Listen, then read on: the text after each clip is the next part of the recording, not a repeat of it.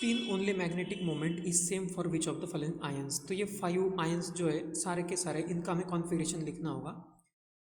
तो उसके लिए हम सबसे पहले तो ऐसा लिख लेंगे, टाइटेनियम, क्रोमियम, मैंगनीज, आयरन और स्कैंडियम। स्कैंडियम स्टार्टिंग में लिखते हैं। तो ये 5 एलिमेंट्स है। ये तो आयंस लिखा है यहाँ पे। सबसे पहले हम नॉर्मल एलिमेंट का कॉन्फ़िगरेशन लिखेंगे। तो स्कैंडियम में एटॉमिक नंबर जो होता है वो भी हम राइट लेफ्ट साइड में लिख सकते हैं। एटॉमिक नंबर, स्कैंडियम का एटॉमिक नंबर होता है 21, यहाँ पे होता है 22, इसका होता है 24, ये होता है 25 और ये होता है 26। एटॉमिक नंबर याद होने चाहिए एटलीस्ट 30 तक।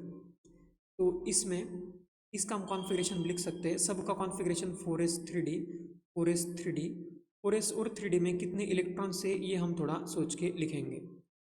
तो ऐसा है कि 30 एटॉमिक नंबर तक सिर्फ 2 एक्सेप्शंस होते हैं, कॉपर और क्रोमियम। तो ये एनसीईआरटी में दिया होता है एटॉमिक स्ट्रक्चर चैप्टर में भी।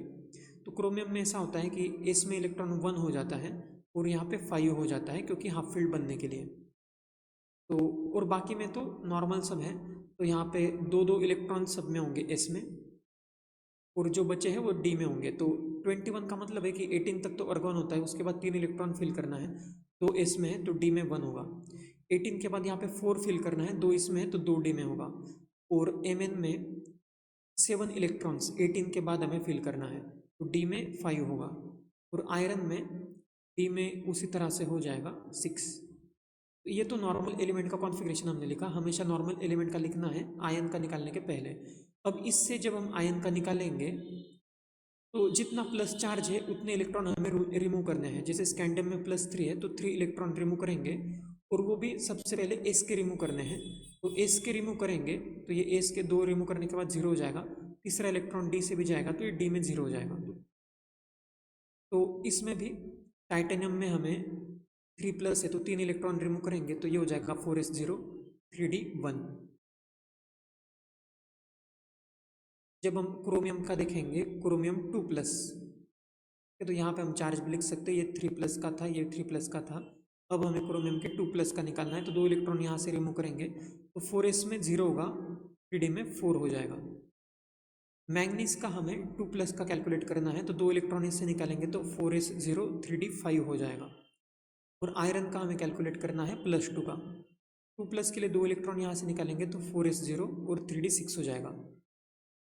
अब इसमें हमें ये पूछा था कि स्पिन जो है वो सेम होना चाहिए। स्पिन का फॉर्मूला होता है n × n+2 का रूट, बोर्स मैग्नेटॉन। इसके लिए तो नंबर ऑफ अनपेयर्ड इलेक्ट्रॉन्स जो है वो सेम होने चाहिए। अनपेयर्ड इलेक्ट्रॉन्स इन सब में देखेंगे तो इसमें अनपेयर्ड इलेक्ट्रॉन्स तो है 0, अनपेयर्ड है ही नहीं। इसमें अनपेयर्ड इलेक्ट्रॉन्स तो होंगे 1, क्योंकि एक ही इलेक्ट्रॉन है। यहाँ पे डी में 4, 5, 6 जो है इसका हमें ठीक से देखना होगा। जैसे